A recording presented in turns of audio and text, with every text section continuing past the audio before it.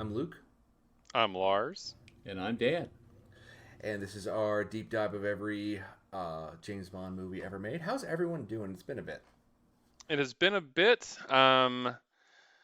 Doing okay. We're heading out to the mountains this weekend, going to some tiny cabins to enjoy Memorial Day. Where we go, the second we get on the property, my cell phone cuts out.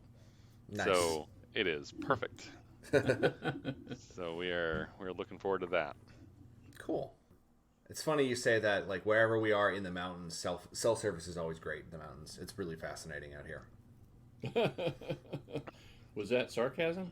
No, it's actually just an interesting Oh, wow. thing. Like cell service is pretty good out here. Huh. Yeah. Well, I've heard cell think- service rise. It's like heat. It rises. Yes, exactly. I'm going to write that one down, Lars. Yeah. Yes. Yeah. James Bond related news today. Tina Turner died.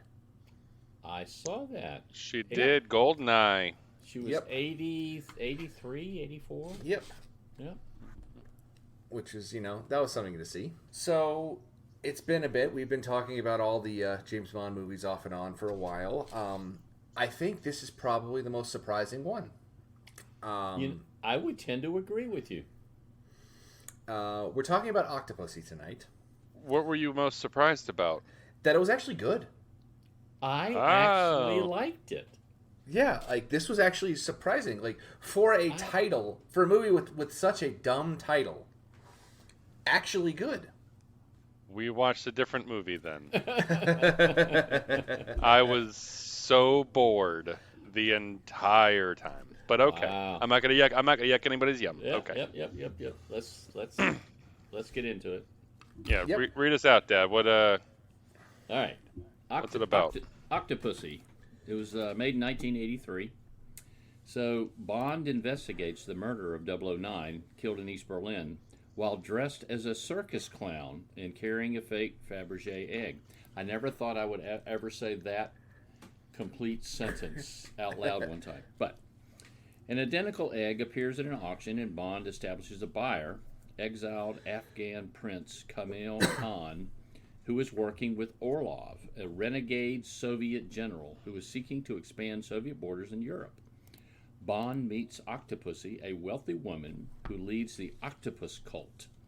Bond finds out that Orlov has been supplying Khan with priceless Soviet treasures, replacing them with replicas, while Khan has been smuggling the real versions into the West via Octopussy's circus troupe. Bond infiltrates the circus and finds that Orlov replaced the Soviet treasures with a nuclear warhead primed to explode at a U.S. Air Force base in West Germany. The explosion would trigger Europe into seeking disarmament in the belief that a bomb was an American one that had detonated by accident, leaving the West borders open to Soviet invasion. Bond deactivates the warhead and then returns to India, joining an assault on Khan's palace. My main thought about this was, we've all agreed it's the most ridiculous title in the entire series. Can we agree on that one? Oh, very much so. Oh, yeah. Yeah. Much like how Live and Let Die has such a bombastic, perfect theme song and such a terrible movie, I was really surprised by this. By the title is ridiculous and terrible, and yet the movie's pretty good. It's not his best. It's not the best Bond movie, but it's got a decent villain plot. It has a pretty good set pieces, and it's not over the top gadgetry. Everything is relatively, I don't want to use the word grounded, but it's not ludicrous. There is a lot of garbage in this. I will admit that there's a lot of terrible shit in this. But I enjoyed it. Most of what was happening on screen, I enjoyed. Tarzan yell notwithstanding. I wrote that one down too, Lucas. I have to agree with you. I was pleasantly surprised at. I love the opening sequence. That jet that he flies, I looked it up. That was actually set a record. That's the world's smallest jet plane. that he flew. Well, of course, Roger Moore didn't fly it, but the pilot that flew that was the smallest jet plane ever. And when it goes through the hangar, that wasn't special effects. He actually flew that plane through that hangar. Mm-hmm. So yeah, I remember reading that. Yeah, that was really interesting. I mean, a fun tidbit there, I guess. I liked, once again, I'll echo you, Lucas. I liked the fact that it wasn't overdone with gadgetry. It had a decent. I mean, it was a decent villain plot that, hey, if I make a nuclear warhead explode on a U.S. base, people will think it's an accident and will try to disarm everything. That was logical, as opposed to what was it? The Man with the Golden Gun, where he was ending up trying to sell rights to solar power or something. I mean, that was kind of hokey. But I liked it. Once again, it was very formula, but hey, I was pleasantly surprised. Mm-hmm. I think you both are fucking nuts. Okay. No. So yes, not the worst James Bond movie that we've seen. It's better of his outings. I think I was bored, and it was meandering for me in a way that, I mean, a lot of the James Bond movies, they're kind of hangout movies, and that, like, we just go and we're getting around and doing stuff. And I agree with you. I actually like the open sequence a lot. I was like, oh, this is okay. Yeah, we're off to the races. Cool. And then the little the twerp with the knife. The twins. The twins. Yes. Hey. Gets the clown and all that, and the clown makes it to British. I guess it's the British embassy, right? Right. But that was 009. Right. Yeah. All that's fine. We don't see them for another hour and a half, and it's just like this. I don't know. It just lost me, and I wasn't gripped after that. The whole Khan, like, he's a main baddie, but is Orloff the real bad guy? Because Orloff dies, but then Khan is the one that he's really trying to rescue OCTOPUSSY from, and I guess for me there wasn't like a clear guy. I'm going to go try to fight Goldfinger or Grant or Blofeld. Yep. No, I agree or even with you on Scaramanga. That. Yep. Yeah. That's all. I mean, no, it was not terrible. I didn't like the song. No, I didn't either. It was very an 80s. All-time high. Like, wow, we were ballsy here, folks. We're coming out swinging. That this is the all-time best that we could do. I think for me at a like a 50,000 foot level, I liked the fact that it was very Cold War. Mm-hmm. Yeah, I agree. It was. We actually saw them go through the Berlin Wall. You had to go through gates, and a lot of people that would watch that movie now would not even understand what the heck is that, because that's all gone. And I thought that was really cool that we get to freeze that in time in a movie so that it's captured. I guess that. Yes. I don't know. I thought that was pretty cool that it wasn't Spectre. It wasn't something made up. It really was Russian bad guys, and then it was a twisted Russian general that was just in it for a lot of it was for the money, but he was also trying to take over to make it the Soviet Union again. Wants to be the hero of the Soviet Union. Yeah. Yeah. Is this like the first time, like the first popular film that saw a rogue Russian general? Like or that popularized the concept. I don't know. Also, side note, the Soviet command center we see at the beginning with that giant rotating disc. All time villain bosses. All time villain layers. I wrote that down. I want the rotating disc. Like, it's so impractical, but that's the point. Exactly. It's like I'm going to rotate the desk so you can look at the screen, or you could just do this Yeah. and look at the screen. No, I'm going to rotate the entire desk around. And then immediately Crazy. afterwards, Orloff says the West is decadent. Immediately after rotating the entire thing, so they don't have to strain their necks. Or plunging his hands in like cases of jewels and all that Right. kind of, yeah. Question on why is it called OCTOPUSSY? Yeah, Because she's just the Bond girl. Now, she's more than just the Bond girl. Like, she actually has some agencies. She like has a cult of women that, you know, she has troops and all that kind of stuff. Who the troops look like Flash Gordon And the one with the major hair. with the red outfits and the little. Was it Flash Gordon? I forget. They looked like space aliens. Yes. But I don't know. That was an odd choice because she's not like the bad guy. She's the good guy. She's a co-hero of it. But I don't know. And we don't meet her for another extended chunk of time. And it was just they just stole the title. It was Octopussy, and I think there was another one. It was in a book with like 2 short stories or something. So obviously the producer said, "Okay, we're going to make the next one and check this title out. Yes. We're going to use this." Going back to the music for a second, because you're talking about it jumps around, because it does jump around. So we're going to jump around as well, because that makes sense.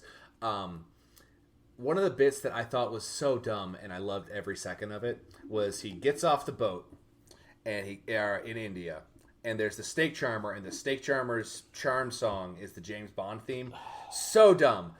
Loved it. Thought it was perfect. Do you no know notes. I actually read why.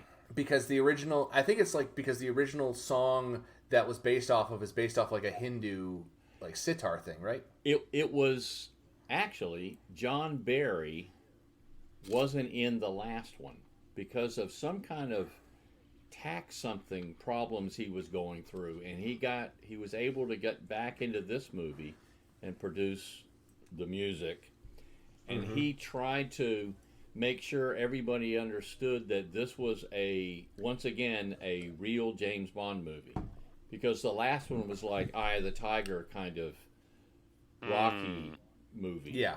And he was trying to emphasize that, hey, That's right. It was Bill Conti, the last one. Exactly.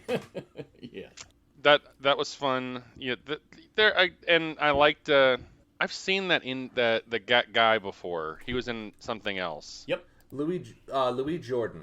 He's a French I'm sure he's actor. I'm sure he's been in a bunch of stuff, but He was in. He was the bad guy in Swamp Thing, believe it or not.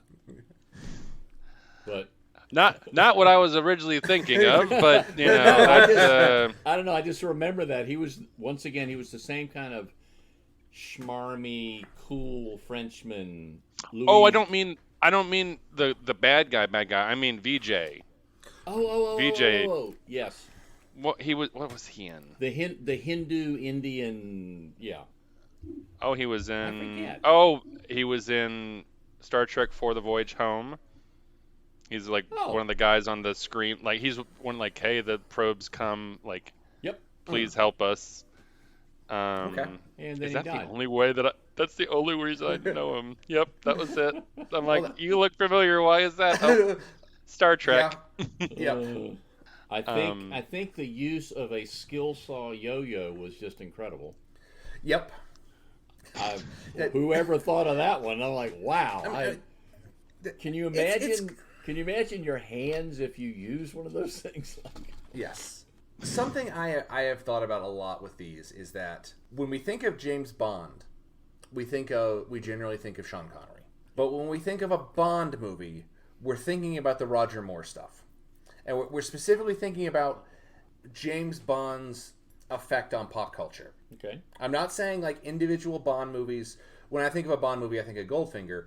But when I think of what a Bond movie derisively looks like, it's something from a Roger Moore movie. Does that make sense? Yeah, I understand where you're going with it. And while this may be one of the more grounded in it involves clowns and a nuclear missile, I actually thought the clowns were good for some reason. It wasn't. I don't know.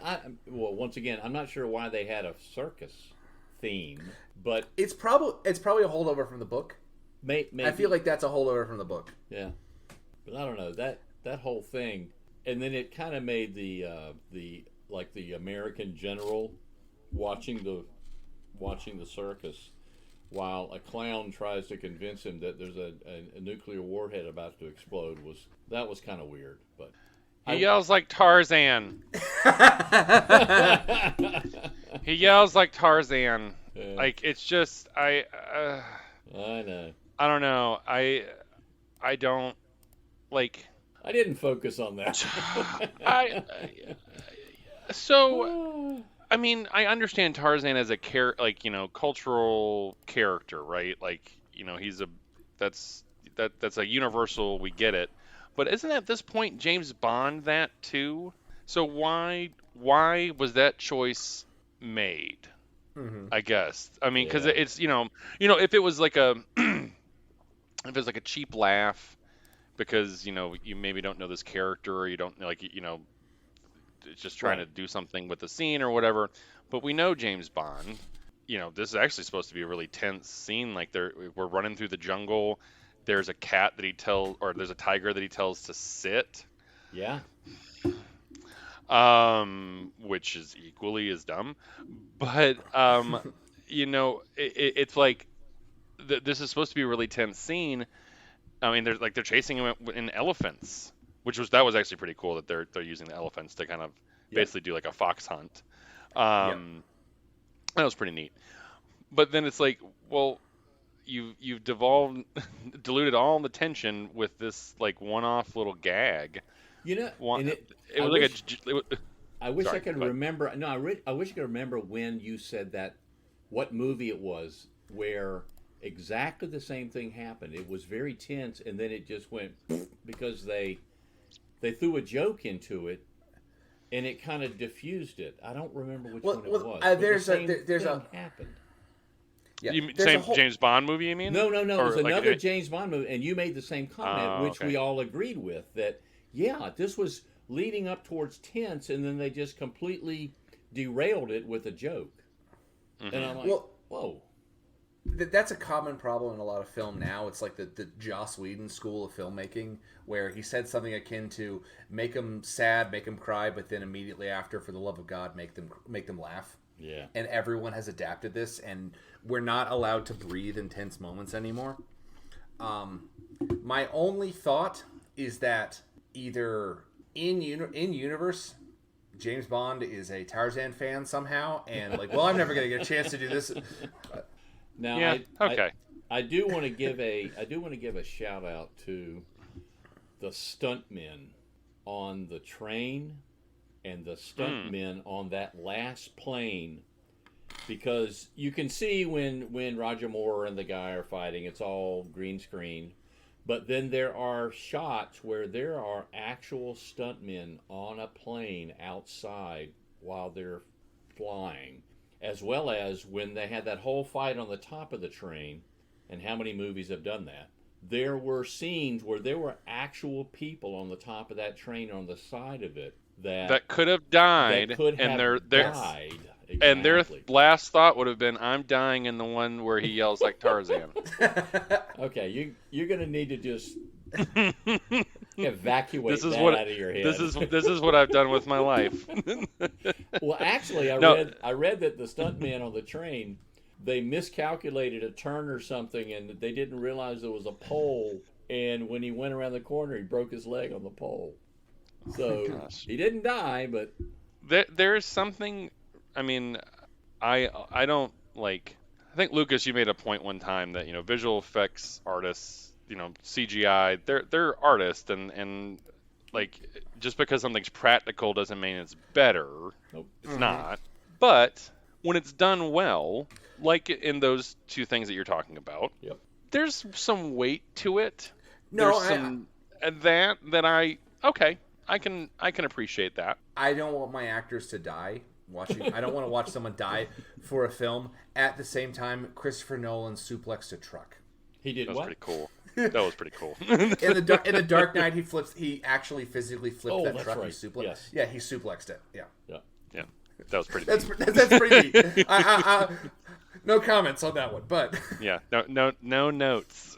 yes. You know, it was, and I found it. The whole movie, it was not. Well, of course, it's James Bond, so it's not as misogynistic and whatever until they get to a scene where he grabs her and it's this forced kiss.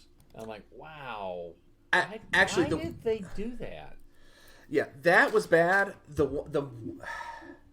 one that like irked me not necessarily irked me the most. That's not the right way to phrase it. The one that seemed the most out of character was when he's in Q's lab, and he points the. Oh, that is total frat boy move. Yeah. Which one? When he points the camera at the girl's. Oh yes, boobs. good lord. Hey, look at this, boobs. I know. Eh? Yeah. Am I right? It's like, really, you're say what you will about Roger Moore, but he's definitely played him as like an English gentleman. Yeah. Yes. Plus, for God's 100%. sake, Roger Moore was 87 years old when he made this movie, so well, not really. But the next one, yes. Yes. Yeah. I liked the fact I remember seeing this movie in the theater, and when he showed the Seiko watch, that was brand new, and that was everybody went, oh wow, look at that. Look at how high tech that is. That line from Douglas Adams, a group of people who still think digital watches are pretty neat. I'm still an analog guy, but I don't know. I understand where you're going, Lars, because you had to completely suspend.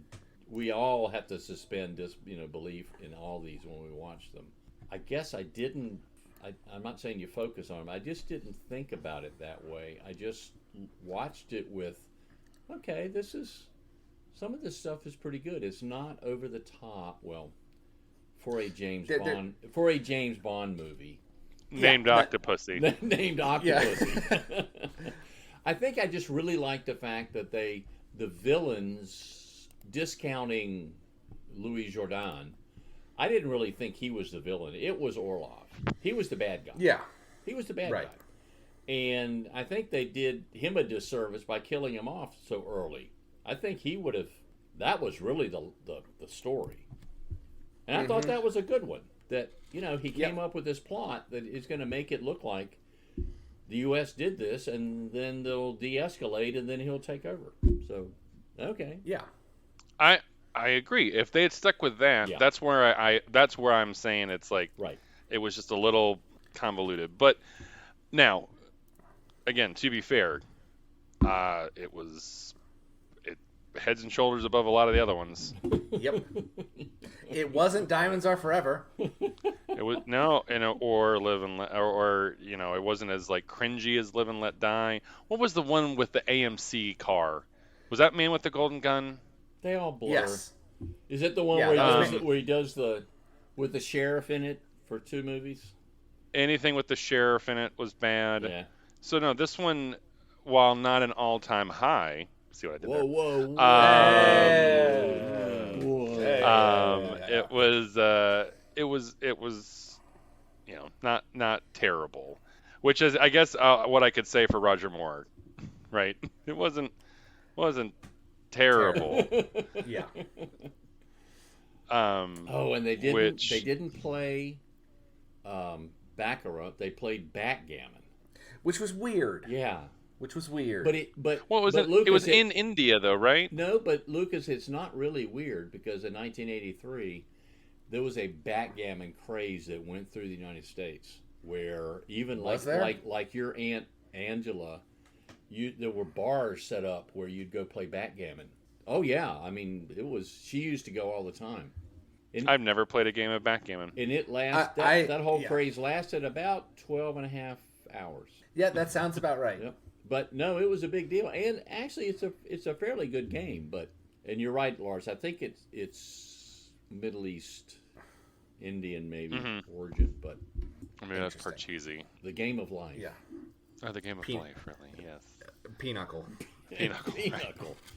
I always like saying that. Pinochle. It's a weird name. You know what else is a weird name? Octopussy. What? Oh, Bring it back. I handed that to you. Yeah. Well, luckily somebody actually died from having the octopus on their face. So. Was that your real, like, is that your given name? Like, Yeah. hey, I'm Angela Octopussy. Well, What? she even said it. She even said that was her dad's nickname for her. Like in universe, Oh, yeah. her dad was an octopus person somehow. I don't remember exactly why. Yeah, I know. Octopus person. Why would you, but why, Like, even if well, you like were, half man, half octopus? Or like, Yeah, he's he was Octodad. or if you were he's an a octopus. marine biologist, why would you ever nickname your daughter Octopussy? Yeah. That's just, Yeah. what world are you in? So this was the year where it was the dueling bonds. Yes. Oh, that's And right. I heard that James Brolin actually, there's test screens of him. He was going to be the next James Bond. He was going to be in this movie. Yeah. Yeah.